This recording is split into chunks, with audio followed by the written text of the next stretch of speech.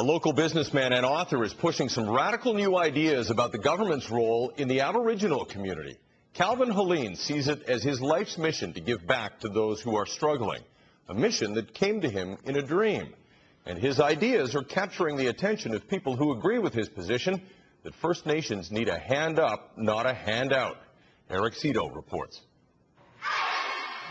A few weeks ago, we brought you a story about a free karate class in one of Vancouver's poorest neighborhoods. This is where we first met the man who started it all, Helin. But Helin is more than just a karate instructor. He's considered a leader in the Aboriginal community and a best-selling author whose controversial ideas have created quite a stir among First Nations people in Canada. The problem with the current welfare system is it's literally killing the Aboriginal population. Through his book, Dances with Dependency, he argues the welfare state approach has been catastrophic to the progress of First Nations people in Canada. The moment you introduce an artificial form of sustenance like welfare transfer payments, guess what? People don't have to rely on each other anymore.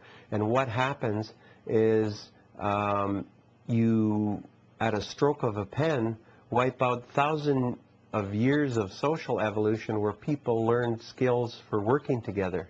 You put them on a confined space, they don't have anything to do. They just start making trouble for themselves. This is my brother, John, the current chief of our community. Helin comes from a small reserve north of Prince Rupert and is a member of the Tsimshian First Nation. He moved with his family to Vancouver when he was 12 and later became a successful lawyer and businessman. But he didn't feel compelled to be an outspoken member of the Aboriginal community until this happened. I was following a path where I was thinking more about money than about trying to make a real difference. And one night I had this dream.